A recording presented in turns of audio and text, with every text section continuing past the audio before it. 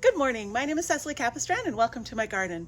Today we're going to look at how mineral content is affected by healthy soils. So we all know that when we eat fruits and vegetables that it's supposed to be packed full of vitamins and minerals, but mineral content comes from the soil, and due to industrialized farming the soils have been depleted.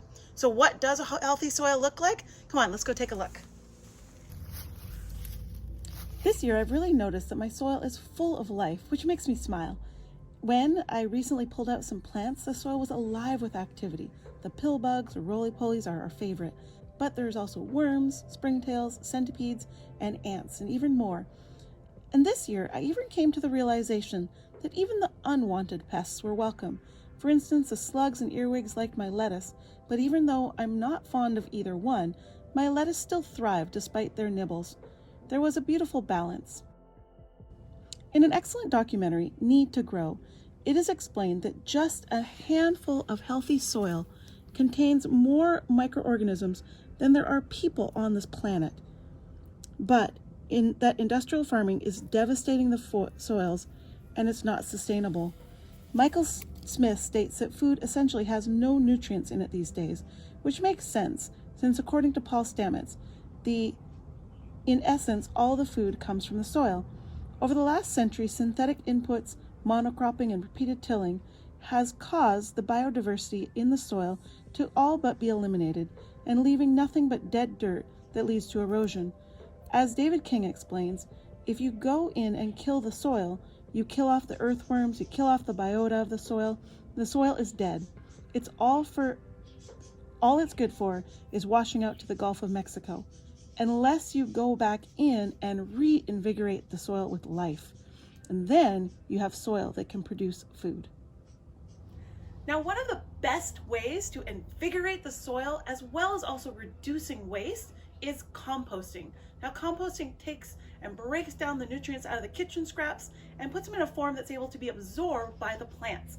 Now, my favorite way of composting is actually worm composting or vermiculture. Now, the benefit from that is it's a nutrient-dense amendment, and it's also full of microorganisms that also benefit healthy soils. So if we look right here, I have a simple compost bin. I've just taken a couple tubs, drilled a few holes in it, and there I have my compost bin. Now if we look closer, you can see inside of it, under these leaves, we can dig down deep and we'll see a bunch of red worms or red wigglers feasting on the scraps and creating a great amendment. Now if we dive in here, we can see these red wigglers moving around. Also, if you look really close, you might be able to see little small, tiny organisms in there that are super good for composting as well, like the springtails, and might see some, if you really zoom in with a microscope, like little mites and other beneficials. And one of the things I really love hearing about was a 30-year study that showed that organic farming has matched or surpassed conventional farming with equal or exceeding yields, emitting less greenhouse gases, and using less energy. And organic farming builds up the soil instead of depleting it. The more soil health is holistically managed, the more food can be created. Healthy soils also absorb and store greenhouse gases, which is another invaluable benefit. So we need to start thinking of feeding the soil and not just feeding the plant. The soil supports so much life, and farmers who really care about the nutrient level in their plant will even do soil testing to see what minerals are actually in and lacking from their soils. This is such an important component because plants absorb minerals from the soil, and if they're not in the soil, do you think the plants will magically make them? So which essential minerals do we and the plants actually need?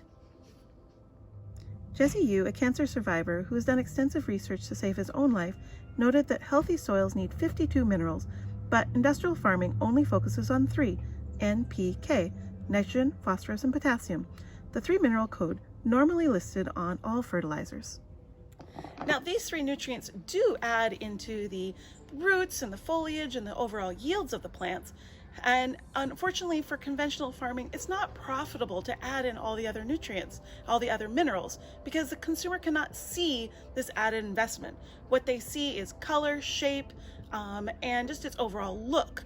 but they can't see what actually is inside of it. So for example, this imperfect tomato right here that I just picked fresh from my garden is packed full of vitamins, nutrients, minerals, but it's not what's driving the market. It's not what's going to show and sell, unfortunately.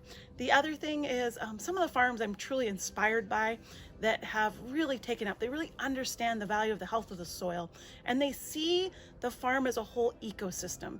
So they look at healthy, nutritious soil and being a living component. They look at the plants, the animals, the people that are working there, and the neighboring areas and the entire ecosystem. And I love these farms because they really take organic and sustainability to a much higher level, and I really hope they become the model for future farms. So how do you make sure that you get the essential minerals that you need? Well, if you have your own garden, make sure your soil is nutrient rich and healthy. Or if you have access to a farm who really truly cares and values for the soil, that's another great place to go.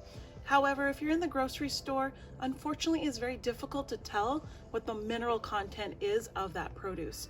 Therefore, I highly recommend a high quality plant-based multivitamin, multi-mineral, where the company really cares for healthy soil. They're checking for the nutrients and mineral content and testing it to make sure that all those minerals are actually in the soil and therefore in your vitamin. Now, remember, a little good old dirt is great for boosting your immune system. It's great for the health of plants as well as the health of the planet. So with that, have a great week and talk to you soon.